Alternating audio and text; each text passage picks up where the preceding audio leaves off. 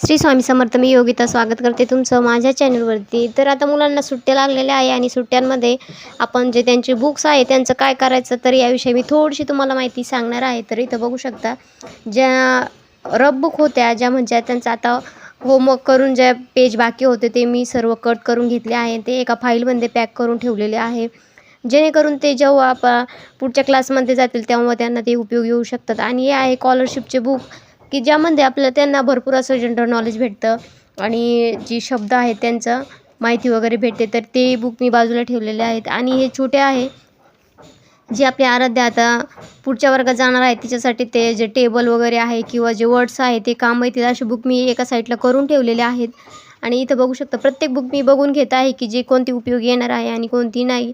तर हे बुक म्हणजे त्या आपल्या मुलांची वर्षभराची मेहनत असते आणि ती अशी कुठेही मला तर रद्दीत देणं म्हणजे योग्य काय वाटत नाही. तर असं वाटतं की जे आपले बुक आहे ते आपण जे गरजू विद्यार्थी आहेत त्यांना द्यावं, जेणेकरून त्याचा उपयोग त्यांना होऊ शकतो.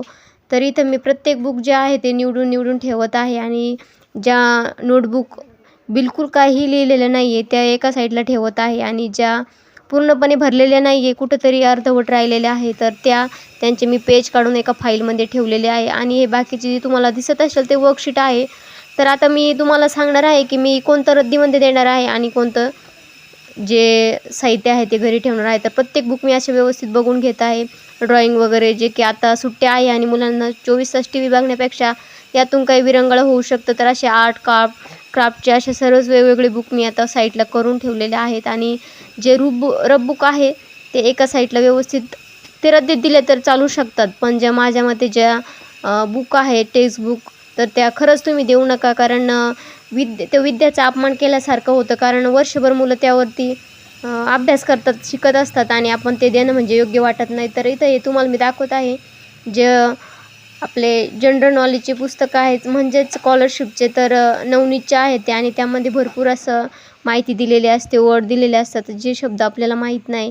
तर आता प्रत्येकाचं असं मी सेट करून ठेवते की जेणेकरून ते आपल्याला सोयीस्कर पडेल आणि घरात व्यवस्थित राहतील, पसारा होणार नाही.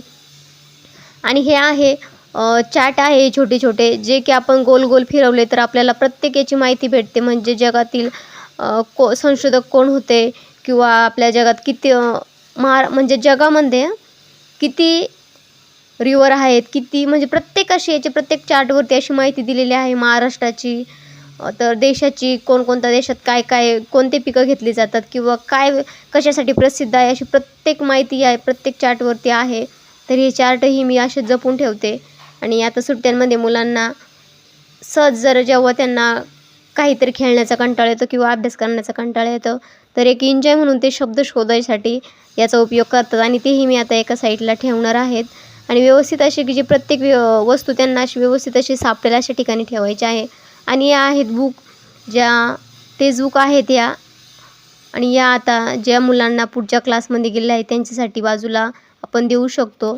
आणि आता हा व्हिडिओ तुम्ही म्हटले यामध्ये कसं काय आला, तर हा व्हिडिओ आहे माझा अक्षय तृतीयाच्या आधीचा. तर आमच्याकडं जेव्हा अक्षय तृतीया असते तेव्हा अशा प्रकारे माऊला यांच्या पाया पडलं जातं आणि तेव्हाच आंबा हा खाल्ला जातो.